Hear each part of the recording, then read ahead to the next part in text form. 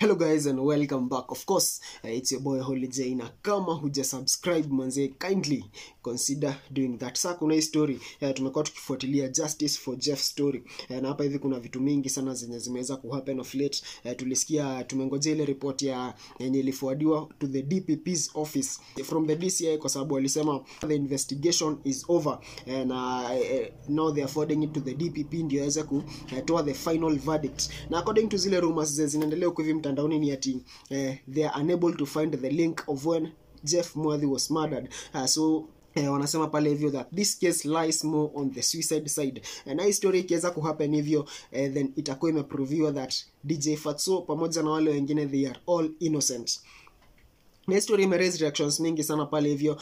Tumeona Mwathi akiwa among the people wenye wamekuwa kifight sana for justice for Jeff. Na pia yeye ndiye alikuja na hii story to the limelight na ameweza kusema that he would rather die than hii story kuona ikiongelea. Na on a post pale hivyo mtandaoni hivi ndio aliweza kusema: ile siku nitapost M-Pesa reversal, please unfollow me. In the meantime, relax. It's a fight to the grave. It's either I join my son to the grave or it's a fight to the grave. Alafu sell fear to the right person. Jeff Mwathi was taken out by people he trusted. It's bound to happen again. As a parent, I now know what I need to do. #Jeff deserves justice, but he won't get it. Jeff's justice is so costly, very costly. Na pale hivyo ni story watu wameweza kuwa kireact to very differently. Kumbuka watu wamekuwa very discontent na history ya Justice for Jeff, especially kulingana na history yenye imekuwa ikitembea huko hivi mtandaoni ati DJ Fatxo pamoja na wale wengine they might be innocent kulingana na hiyo report yenye inasemekana imepelekwa kwa DPP from the DCI. Na pia tumeona DJ Fatxo's wife Gathoni Waruguru ambaye pia ni presenter pale hivyo Geshishi FM pia ameweza kureact to his story after history imeweza kuemerge that DJ Fatxo might be innocent.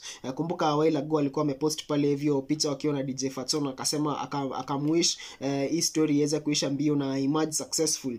Na saizi pia tumeweza kuona pale hivyo ameweza kupost tena story yenye ameweza kupost pale hivyo ina relate kidogo na what is emerging right now about this case ya Jeff Mwathi. Na nataka nikusomea exactly kile iko pale hivyo kwa hiyo post. So pale hivyo ameweza kupost kwa Insta stories zake na akasema that Karma says, when you destroy someone's life with lies, take it as a loan. It will come back to you with interest.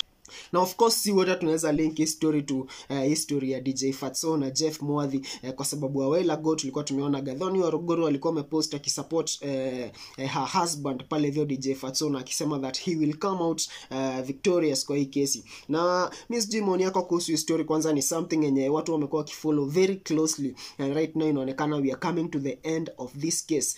Na Miss Jimon yako kuhusu hii story especially na hii stories zenye zinatokea that DJ Fatxo might be innocent. Comment hapo tuambie, tuendelee kusubscribe, like, share, comment, tuendelee kusonga vizuri. In the meantime, it's been your boy Holy J and adios. I'm gonna see you guys in the next video.